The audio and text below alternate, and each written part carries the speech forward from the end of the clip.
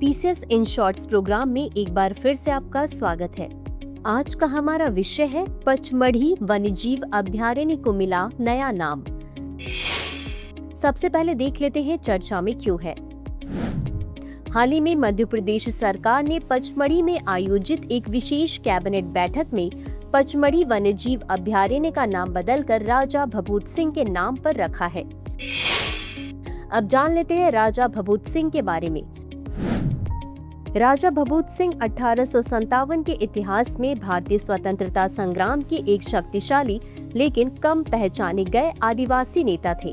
1857 के विद्रोह के दौरान वे अंग्रेजों के एक दुर्जय विरोधी थे। उन्होंने सतपुड़ा के जंगलों और पहाड़ी रास्तों के अपने गहन ज्ञान का उपयोग करते हुए कई सफल गुरिल्ला हमलों का नेतृत्व किया। वे स्वतंत्रता सेनानी तात्या टोपे के करीबी सहयोगी भी थे। राजा भभूत सिंह की सतपुड़ा पर्वतमाला में गुरिल्ला युद्ध की रणनीति ने एक परिष्कृत सैन्य रणनीति का प्रदर्शन किया, जिसने अंग्रेजों को 1860 तक दूर रखा। अंग्रेजों ने उन्हें पकड़ने के लिए विशेष रूप से मद्रास इन्फेंट्री को तैनात किया, लेकिन उनकी रणनीति की वजह से अंग्रेजों को सफलता नहीं मिली। अंततः अंग्रेजों ने उन्हें पकड़कर उनकी हत्या कर दी और इस प्रकार वे शहीद हो गए।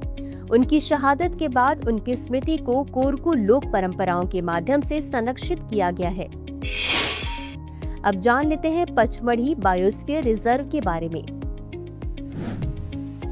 यह मध्य प्रदेश की सतपुड़ा रेंज में स्थित एक संरक्षित क्षेत्र है। इसकी स्थापना 1999 में हुई थी। यह 4926 वर्ग किलोमीटर के क्षेत्र में फैला हुआ है, जो इसे मध्य प्रदेश का सबसे बड़ा बायोस्फीयर रिजर्व बनाता है। इसकी सबसे ऊंची चोटी धूपगढ़ है, जो समुद्र तल से 1352 मीटर ऊपर है। इस रिजर्व में 1000 से अधिक पौधों की प्रजातियां, 50 स्तनपायी प्रजातियां और 250 पक्षी प्रजातियां पाई जाती हैं।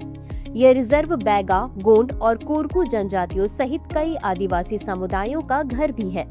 टेक्टोना ग्रैंडिस, टीक और शूरिया रोबस्टा साल के पेड़ इन जंगलों में पाए जाने वाली सबसे आम और अनोखी वनस्पति प्रजातियां हैं, जो भारत में कहीं नहीं पाई जाती हैं।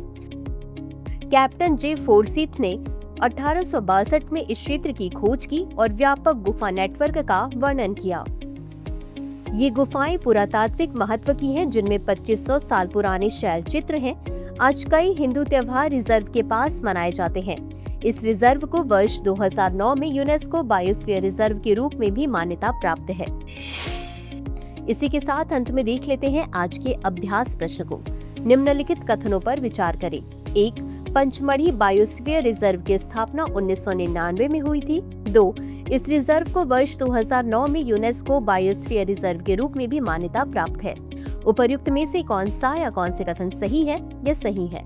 ए केवल 1, बी केवल 2, सी 1 और 2 दोनों, डी ना तो 1 और ना ही 2। इस प्रश्न का उत्तर कमेंट बॉक्स में जरूर दें। आज के लिए बस इतना ही। धन्यवाद। डियर व्यूअर्स, अपने एग्जाम की तैयारी को और बेहतर करने के लिए हमारे चैनल को लाइक, शेयर और सब्सक्राइब करना न भूलें।